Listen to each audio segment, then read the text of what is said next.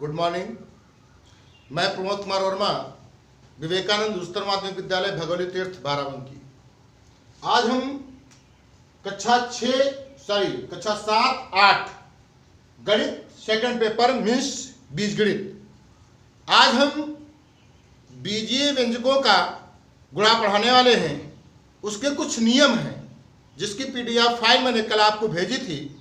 आज उसी नियम को हम फिर से समझाते हैं और उसके बाद कुछ क्वेश्चन बताते हैं। तो जब बीजीय व्यंजकों का गुणा करते हैं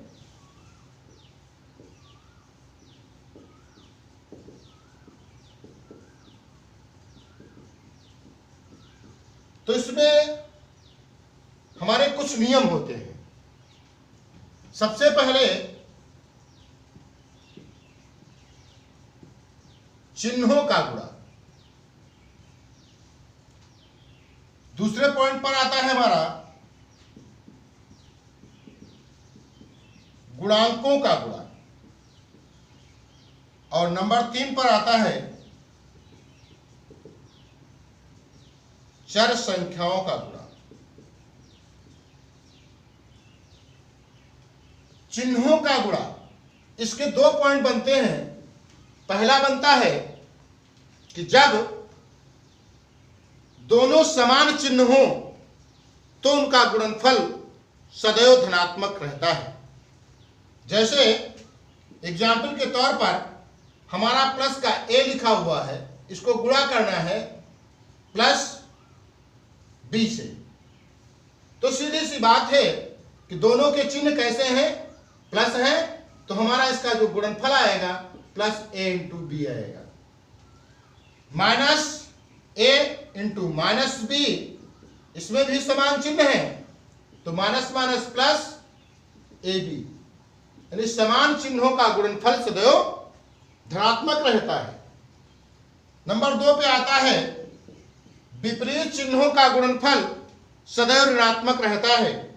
अर्थात अगर प्लस का ए है और माइनस बी से इसको गुणा किया जाए तो माइनस ए बी आपका आएगा। अगर माइनस का ए है प्लस का बी है तब भी माइनस ए इंटू बी आएगा। यानी ये विपरीत चिन्हों का गुणा है, विपरीत चिन्हों का गुणा है, और ये समान चिन्हों का गुणा है। यानी अगर समान चिन्हों का गुणा करते हैं तो उसका गुणनफल धनात्मक आता है, और यदि हम विपरीत चिन्हों का गुणा करते हैं तो उसका गुणनफल जो आता है वो ऋणात्मक आता है।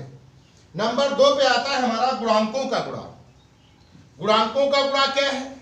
गुणांक आपको मैंने बताया है, इसके पहले समझाया भी है। जैसे एग्जाम्पल के तौर पर जैसे लिखा हुआ है 4x इंटू 3y, यानी x का गुणांक 4 है, y का गुणांक 3 है। तो सबसे पहले पहला नियम लगाएंगे, पहले नियम को लगाएंगे, ये प्लस का है और ये भी प्लस का है तो इसका गुणनफल प्लस का हो जाएगा। फिर हम इनके गुणांकों का गुणा लगाएंगे तो 4 तिये 12 हो जाएगा, और ये ऐसे ही लिख दिया जाएगा। बात समझे? यानी कहने का अर्थ यह है कि गुणांक वह होते हैं जो चर संख्या के अलावा अचर संख्या जो होती है उसका गुणांक बन जाता है। अगर बीजीय व्यंजक की बात करते हैं तो जो संख्या होगी अचर वो उसका गुणांक कहलाएगा। इसके पहले आपने लगाया भी है, तो ये गुणांकों का गुणा हो गया। फिर है चर संख्याओं का गुणा। फिर है चर संख्याओं का गुणा। इसके भी नियम है। यदि समान चर संख्याओं का गुणा करते हैं तो उनकी घातें जुड़ जाती हैं, तो उनकी घातें जुड़ जाती हैं। जैसे लिखा हुआ है x इंटू एक्स, तो आपका x स्क्वायर, इसकी घात 1 है, इसकी घात 1 है। जैसे लिखा है x इंटू एक्स स्क्वायर, तो आपका x क्यूब बन जाएगा। जैसे आपका लिखा हुआ है X square into Y square, अब ये कैसे हैं? विपरीत हैं, एक x है और एक y है, तो इनकी घातें नहीं जुड़ेंगी, सेम टू ऐसे लिख दिया जाएगा, एक्स स्क्वायर वाई स्क्वायर। हमने लिखा है यदि समान चर संख्याएं हो तो उनके गुणा करते समय उनकी घातें जुड़ जाती हैं, और यदि अलग अलग हैं तो उनको वैसे का वैसे लिख देते हैं। ये दूसरा आपका बनेगा और ये पहला बनेगा। यदि समान चर संख्याओं का गुणा करते हैं तो उनकी घातें जुड़ जाती हैं, और यदि विपरीत हैं, अलग अलग हैं, तो उनको वैसे का वैसे लिख दिया जाता है। अब जरा हम कुछ एग्जाम्पल आपको समझा रहे हैं। जैसे हम यहां पर सबसे पहले आपको बताया था कि जो व्यंजक हमारे लिखे हुए हैं कितने पदी हैं। आपने देखा होगा, आपको मिला था एक पदीय व्यंजक, दूसरा था द्विपदीय व्यंजक, और तीसरा था त्रिपदीय,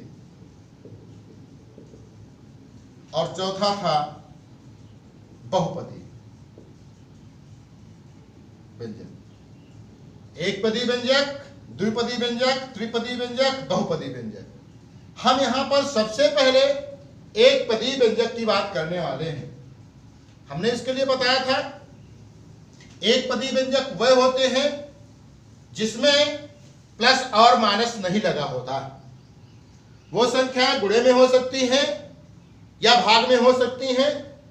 उसमें अगर प्लस माइनस नहीं लगा है तो वो एक पदी व्यंजक होगा। एग्जाम्पल के तौर पर जरा आप समझ लो, जैसे लिखा है 4x square minus 2xy minus का 3x square upon y minus का 4xy अपॉन z। ऐसे देखो, इसमें प्लस नहीं लगा, इसमें प्लस नहीं लगा, इसमें नहीं लगा, इसमें नहीं लगा। हमारा प्लस माइनस से इससे मतलब नहीं जो आगे लगे हुए हैं, इनके बीच में अगर नहीं लगे हैं तो हमारा एक पदी व्यंजक होगा। एक पदी व्यंजक हमारे ये होते हैं। हम आज बताने जा रहे हैं आपको इस वीडियो में खास तौर से एक पदी व्यंजकों का गुणा। देखिए जरा, एक पदी व्यंजकों का गुणा। जैसे हमने एग्जाम्पल के तौर पर एक क्वेश्चन ले लिया, लिखा है माइनस का 4xy को गुणा करना है 2x स्क्वायर y, यानी एक पदी व्यंजक ये है और एक पदी व्यंजक ये है। अब दोनों का गुणा करना है। अभी अभी जो मैंने नियम बताए हैं वो नियम पर चलेंगे। इसका जब गुणा करोगे तो सबसे पहले हमने बताया था, पहले चिन्ह का गुणा करते हैं, चिन्हों का गुणा। नंबर 2 पे आता है गुणांकों का गुणा, और नंबर 3 पर आता है चर संख्याओं का गुणा। तो सबसे पहले हम इसमें चिन्ह का गुणा करेंगे। देखो, इसका चिन्ह क्या है, माइनस है, इसका चिन्ह प्लस है। तो प्लस और माइनस विपरीत चिन्ह है, तो विपरीत चिन्हों का गुणनफल कैसा होता है, ऋणात्मक होता है, तो माइनस लगा देंगे। अब फिर किसका करेंगे, गुणांक, गुणांकों का गुणा करेंगे। तो 4 दूनी 8, 4 दूनी 8। फिर चर संख्याओं का गुणा है। चर संख्याओं में हमने बताया था अगर समान चर संख्याओं का गुणा है तो उनकी घातें जुड़ जाती हैं। अगर एक जैसी चर संख्या नहीं है तो उनकी घातें जुड़ती नहीं, वैसे की वैसे लिख दी जाती हैं। जैसे ये x है और ये x स्क्वायर है, जब इसका गुणा करोगे क्या बनेगा, x पावर 3 बनेगा। ये y है और ये y है, सेम है, तो y पावर 2 बन जाएगा। ये हमारा एग्जाम्पल हो गया एक पदीय व्यंजकों का गुणा। जैसे दूसरा हम एग्जाम्पल लेते हैं आपके सामने, -3/2x स्क्वायर अपॉन y को गुणा करना है -6x square y square z। अब देखो, इसमें थोड़ा सा अजीबोगरीब है। यहां पर अपान में है, यहां पर z आया, इसमें z नहीं आया। हमारा कोई लेना देना नहीं। सबसे पहले हमारा चिन्हों का गुणा करेंगे। ये माइनस का है, ये भी माइनस का है, माइनस माइनस प्लस हो जाएगा, समान चिन्ह है। फिर गुणांकों का गुणा करेंगे, 3/2 और गुणे 6, तो 3/2 लिख दिया और गुणे 6 लिख दिया।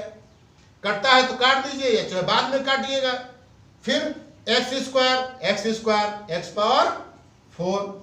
फिर ये y है और ये y स्क्वायर है, अपान में है, तो हमारा क्या बन जाएगा, y square upon y into z। अब इसको सरल कर दीजिए, 2 3 6, y एक कैंसिल हो जाएगा, आपका बन जाएगा 3 Trika 9 x power 4 y z, ये हमारा आंसर हो जाएगा। तो ये इस तरह से हम स्पेशली यहाँ पर लिए हुए हैं एक पदी व्यंजकों का गुणा, इसलिए हमने इसमें 2 एग्जाम्पल आपके सामने रखे हैं। और अगर कोई तुम्हारे सामने हो एक एग्जाम्पल और तुमको हम बता देते हैं, उसके बाद आपको ये सवाल लगाने हैं, है ना। देखिए जैसे एक एग्जाम्पल और हम ले लेते हैं, जैसे लिखा हुआ है 2x y स्क्वायर z को गुणा करना है -3x y cube z cube को गुणा करना है। तो सबसे पहले किसका गुणा करेंगे? चिन्ह का, लिखा हुआ है चिन्हों का गुणा, गुणांकों का गुणा, चर संख्याओं का गुणा। मैंने इसके पहले बताया भी है आपको। तो इसका प्लस है तो प्लस और माइनस माइनस हो जाएगा, 2 3 6 हो जाएगा। फिर y स्क्वायर y क्यूब, घातें जुड़ जाएंगी, घात 2 है इसकी घात 3 है तो y सॉरी एक छूट गया, x छूट गया है, तो x ये है x ये है, तो आपका बन जाएगा x square y cube y की पावर 5, और ये z है, ये z की पावर 3 है तो ये z की पावर 4, ये आपका आंसर हो जाएगा। अब नंबर 2 पे आता है एक पदीय व्यंजक से बहुपदीय व्यंजकों का गुणा। इसमें एक एग्जाम्पल आप समझिए, बस समझ में आ जाएगा। जैसे लिखा हुआ है माइनस का 2x स्क्वायर, और बहुपदी जो लिखा हुआ है वो लिखा है गुणे ब्रैकेट में 2x square minus 3xy plus का 6z। ये हमारा एक पदी है, ये हमारा त्रिपदी है, इसको बहुपदी भी कह सकते हैं। जब एक से अधिक पद हो जाएंगे तो एक पदी, द्विपदी, तीन पदी, चतुर्पदी, पांचवी पदी, बहुपदी आप कह सकते हैं। तो इसको जब गुणा करेंगे थोड़ा सा अभी अभी जो आपने एक पदी का गुणन किया है वैसे इसको विस्तार खोल देंगे। जैसे खोलोगे तो माइनस का 2x square into 2x square, फिर माइनस का 2x स्क्वायर इंटू माइनस का 3xy, फिर माइनस का 2x स्क्वायर इंटू 6z। अब देखिए एक सवाल हमारा ये बन जाता है, एक सवाल ये बन जाता है, एक सवाल ये बन जाता है, इसको आपको लगाना है।